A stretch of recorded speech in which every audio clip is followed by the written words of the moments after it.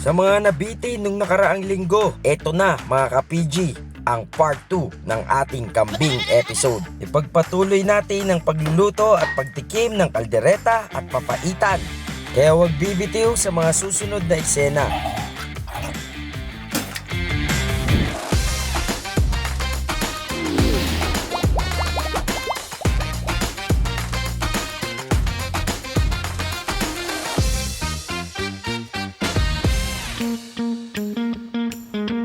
Ayan, konting trivia mga ka-PG.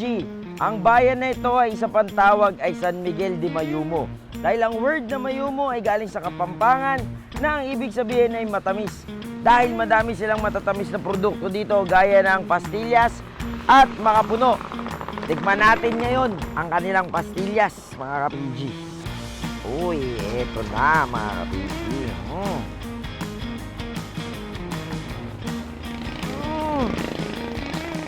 Sarap!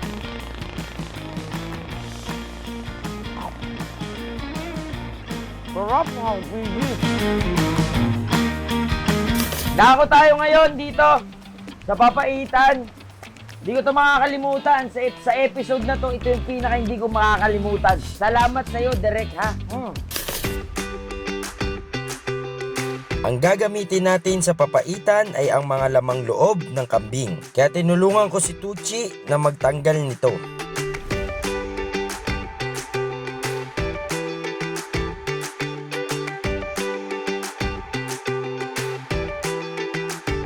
Maingat dapat ang paghihiwalay ng mga lamang loob, lalo na ang tokong, dahil baka sumabog ang papait na laman nito.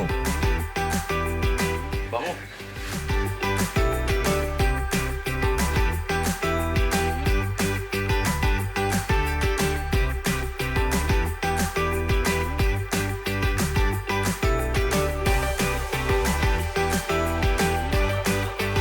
At syempre, hindi ko in-expect na ganito pala amoy.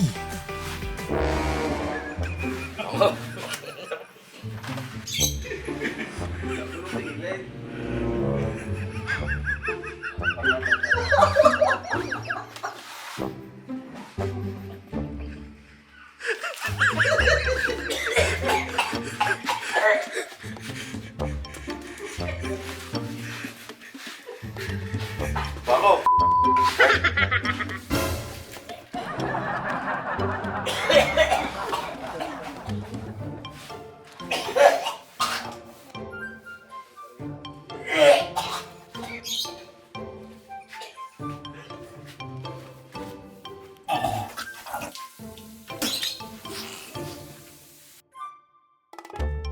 Ako lasing, may hangover na ako. Paulit-ulit na nilinis ng mabuti ang mga bituka at tinanggal ang mga dumi ng kambing sa loob.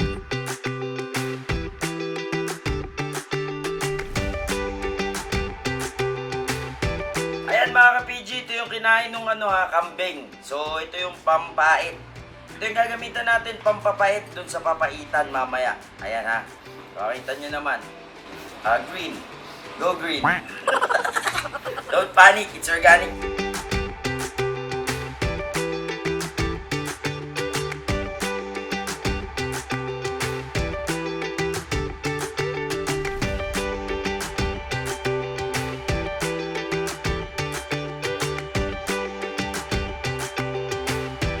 Lagyan ng tanglad para mawala ang anggo na amoy ng kambing. Kapag malambot na ay pwede na itong hiwain sa maliliit na piraso. Sa kaldero maglagay ng mantika, luya, bawang, sibuyas,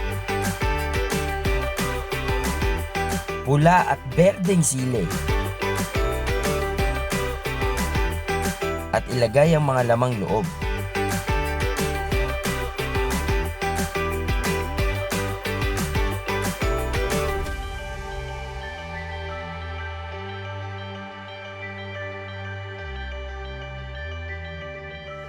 Timplahan ito ng patis,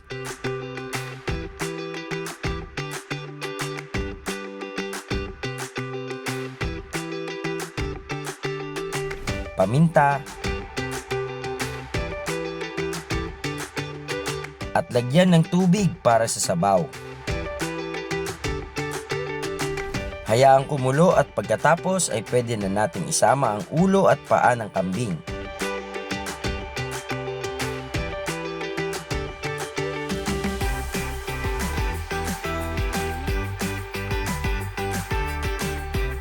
Dagdagan natin ng siling berde. Ilagay na rin natin ang dahon ng alibambang.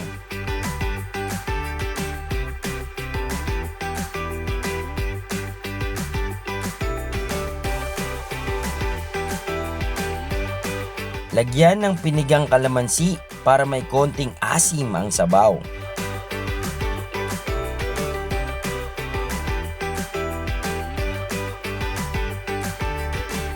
Sunod na ilagay ang katas ng papait na piniga natin kanina. Tansyahin lang ang paglagay nito para di masyadong pumait ang ating papaitan.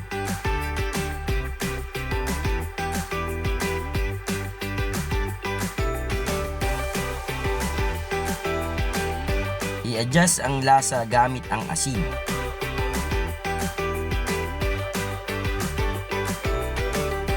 Hayaan lang itong kumulo at kapag malambot na ang mga ito ay ready na ang ating papaitan.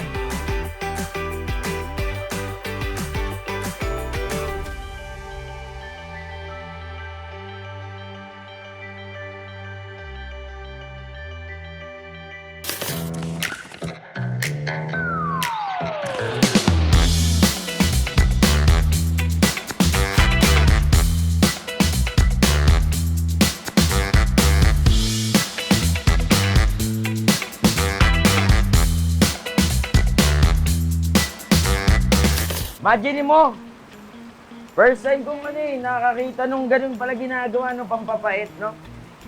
Oo, parang yung kanta ng isabaw mo sa kanin ang ng kambing.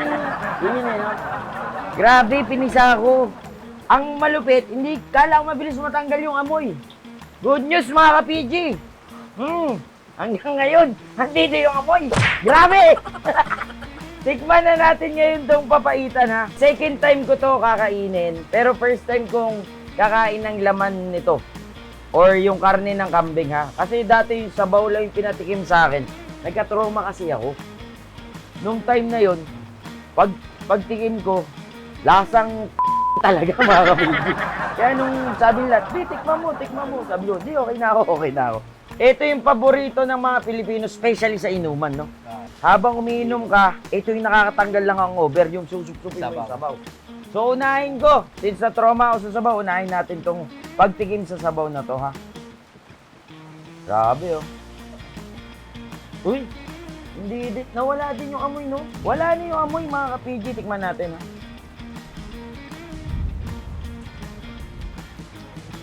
ha? Ay, oo nga, no? Gagi, ang sarap nga. Ang sarap. Tsaka ang linis. So, ibig sabihin mga ka-PG, depende pala sa gagawa, no? Sobrang sarap. Eto. Gagi, ang sarap niya talaga. Ang sarap niya, no joke mga ka-PG. Yung niya, yung parang malalasa mo yung linamnam nung sabaw na to. Sobrang solid ha. O dako tayo dito. Sa naman, sa karne ng kambing ha. Kuha kayo. Eto, titikman ko to ngayon. Kumbaga sa chicken, ito yung drumstick mga ka-PG ha. O, eto, tikman natin to mga ka-PG. Tingnan to. Ang sarap tol. Ito, paborito ko sa Ang sarap! Mga ka-PG, solid to. Ay, sarap! Gagi ang lambot! Ang lambot mga ka-PG! So, tignan nyo kung gaano kalambot mga ka-PG. Ang sarap! Ngayon, nagbago na yung pananaw ko sa papaitan. Promise. Ay, ito yung ito yung pinanggalingan. Tokong ang tawag dito. Tokong is, ibig sabihin, tuwalya sa San Miguel, mga ka-PG. O, ayan ha. Dahil ito yung pinigaan natin. Oh, Brother Gerald, tignan mo to. Boss Gerald, ha? Tignan mo, meron. Lambot? Oh, ayan ha, mga ka-PG. Malambot daw. Mga ka-PG, dako na tayo ngayon sa kaldereta.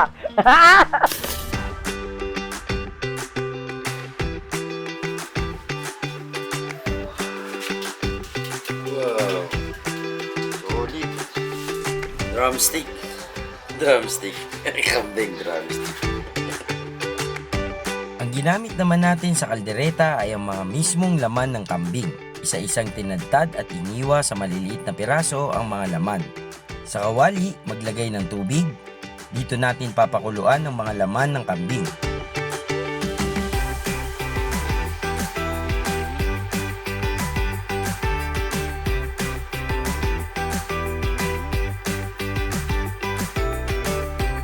Maglagay din tayo ng tanglad para mawala ang amoy nito. Hayaang kumulo at lumambot. Kapag malambot na ay pwede na nating hanguin muna ang mga laman.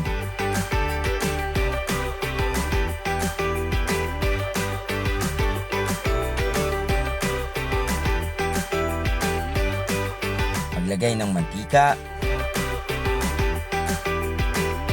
bawang, sibuyas, siling pula, red bell pepper, at ilagay ang kambing.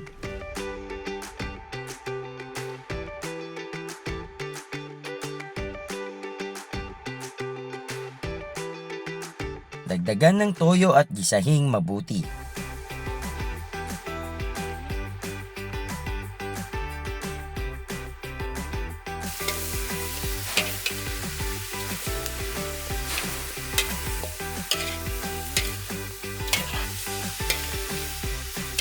Lagyan ng tubig.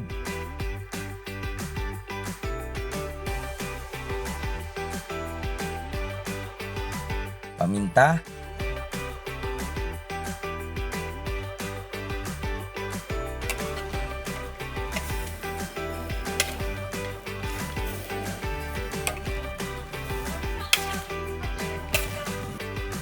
Tomato sauce.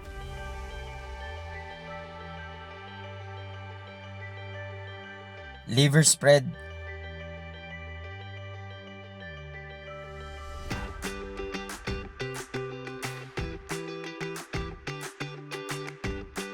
At gata.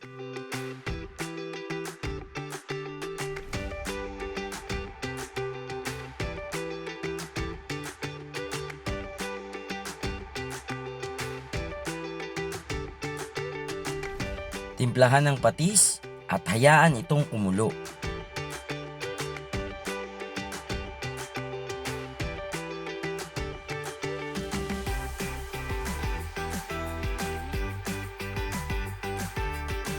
Pwede na natin lagyan ng siling pula.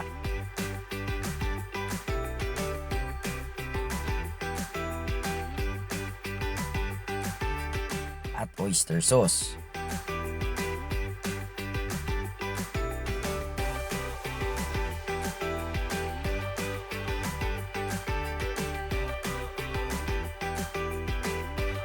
Hayaan itong kumulo at magmantika. Kapag malambot na ang laman ay ready na ang ating kaldereta.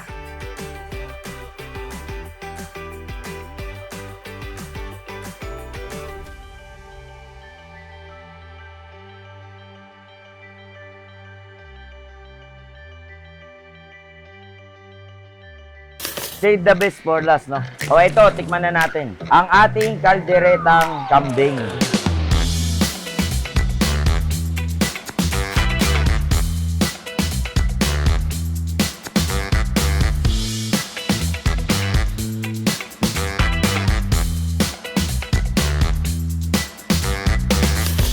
Ito, nakatikim na ako ng ganito, kalderetang rabbit.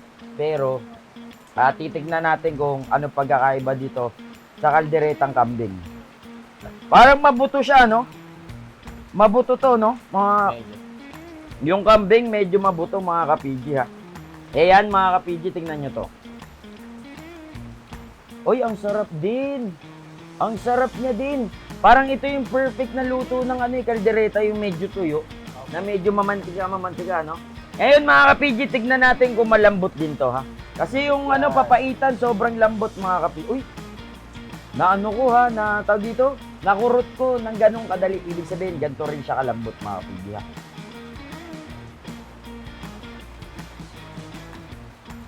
Sarap.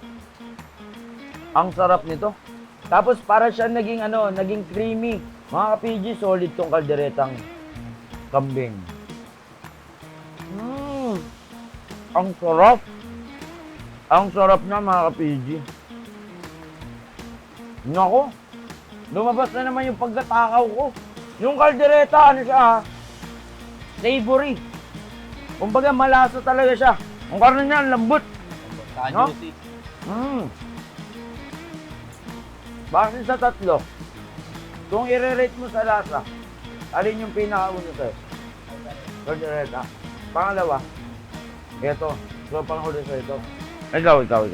Yung kilawin natin. Ito una sa'yo. Pangalawa, Meron kaldereta. ito. So, ayan mga ka-PG, isang patunay na iba't ibang tao magkakaiba't ibang lasa. Kasi ang number 1 ko dito sa tatlo, na ayaw ko noon, ngayon, ito paborito. Number 1 to, pangalawa yung kaldereta, tapos panghuli natin tong kilawin. Napaka-solid.